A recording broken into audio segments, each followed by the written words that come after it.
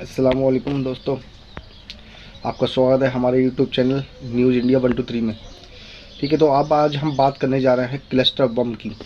Cluster bomb क्या होता है और ये कैसे अटैक करता है। तो पहले आप ये समझ लीजिए कि जैसे आपने मधुमक्खी का छत्ता देखा तो उसमें बहुत सारी मधुमक्खी होती हैं।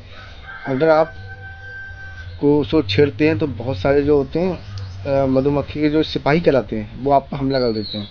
यानी एक छत्ते में से कई मधुमक्खी आप पर हमला करती है, एक निकलती है। यही मतलब है कि जब क्लस्टर बम दागा जाता है, ठीक है, तो डेस्टिनेशन पे पहुंचने से पहले 2-3 किलोमीटर हवा में ही ऊपर ज़मीन से फट जाता है। किस तरह फटता है, यानी उसका कवर हट जाता है। कवर हटने के बाद उसमें से 20-30 जितने भी क्वांटिटी में मिनिमस होते हैं, यानी छोटे छोटे जो बॉम्ब होते हैं। और छोटे छोटे बॉम्ब क्या कहें उन्हें, बॉम्ब होते हैं बड़े बड़े, लगभग 5 किलोग्राम तक का बॉर हेड होता है उसके अंदर।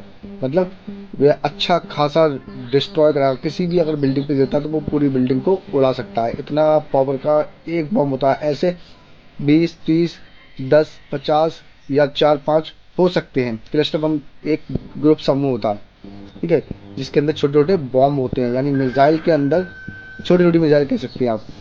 ठीक है, यानी जब वो फटता है तो बौछार हो जाती है, यानी सब में फैल जाते हैं। अगर आप ये कहीं भी अगर दागते हैं तो समझ लीजिए कि उसका लगभग आधा किलोमीटर का एरिया उसके हद में आ जाता है। यानी आधे किलोमीटर के एरिया में वो बॉम्ब बरसने लगते हैं और बहुत तगड़ी त्रास दिलाते हैं, यानी बहुत तगड़ा नुकसान करते हैं। तो आप जो सुन रहे हैं कि ईरान ने इसराइल पर क्लस्टर बम दागे हैं, तो बात बिल्कुल सही है। ईरान ने क्लस्टर बम दागे हैं इसराइल पर, जो इसका बॉर है 5 किलोग्राम का है। जिससे क्या है, इसराइल परेशान हो गया, क्योंकि इसराइल के पास इंटरसेप्टर अच्छे हैं। जैसे आप जानते हैं उसका थार्ड हो गया, एरो हो गया, एरो 3 हो गया, और जो उसका आयरन डोम जो फेमस है, वर्ल्ड फेमस इंटरसेप्टर है, तो आप सब जानते हैं। तो क्या है, इंटरसेप्टर को भी वो मिसाइलों को इंटरसेप्ट करने में प्रॉब्लम होती है। तो 1-2 किलोमीटर ऊपर ही वो फट जाता है, यानी फैल जाते हैं। अब उनको सारी को इंटरसेप्ट करना ये तो मुश्किल हो जाता ना। एकदम से 20 बॉम्ब गिर जाए, एक पहले एक आए, ठीक है, फिर उसमें से 20 गिर जाए, 80 गिर जाए, तो आप सारी को नहीं इंटरसेप्ट कर सकते। तो ऐसी क्या होता है, इसराइल की मिसाइल निकलती है तो वो एक वॉरहेड को उड़ाती है, डिस्ट्रॉय करती है। और जब 20 आ गए तो 20 में से 2-3 तो चूक ही जाएंगे। और जब 2-3 ही चूकेंगे, ठीक है, और जब वो गिरेंगे तो कितनी तबाही लाएंगे ये सोचिए आप। क्लस्टर बम क्या करता है, क्लस्टर बम ग्रुप में होता है, जब फटता है तो सब में फैल जाता है। यही स्थिति बह रहा है इसराइल में। इसराइल परेशान है, मैं क्या करूं। तो उसके बाद इंटरसेप्टर भी खत्म हो रहा है, क्योंकि बॉर हेड जो 5 किलोग्राम का है, अगर वो गिर जाता है तो बहुत तबाही लाता है। आप कई वीडियोज में देख सकते हैं, या आपने देखा होगा कि क्लस्टर बम की बौछार कैसी है। जो ईरान ने अभी फ्रेंडली ब्रेकिंग न्यूज है, बिल्कुल फ्रेंडली फ्रेश अटैक किया है, जिसमें क्लस्टर बॉम्ब्स का सबसे ज़्यादा इस्तेमाल किया गया है। और वो भी ईरान ये कह रहा है कि इससे बड़े बड़े भी क्लस्टर बॉम्ब है हमारे पास, हम टाइम टू टाइम दागेंगे उनको।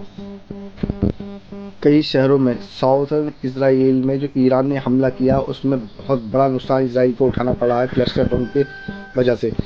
क्योंकि कई जगह पे आप देख सकते हैं कि बौछार हो रही है, बिल्कुल बरसात हो रही है बॉम्ब्स की इसराइल के ऊपर, जिससे इसराइल परेशान हो गया है। वो उसकी समझ में नहीं आ रहा कि इनको मैं कैसे रोकूं। आप देख सकते हैं।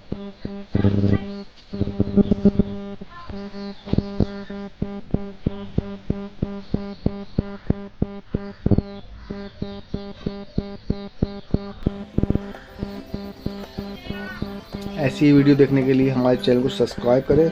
हमारा पुराना चैनल डिलीट हो चुका है, इसलिए हमने नया चैनल बनाया है। अगर आपको हमारी खबर अच्छी लगती है, सूचना अच्छी लगती है, और कोई भी कमी है तो आप हमें कमेंट में अपनी राय दे सकते हैं। थैंक्स फॉर वॉचिंग, बने रहिए हमारे साथ। खुदा हाफ़िज़।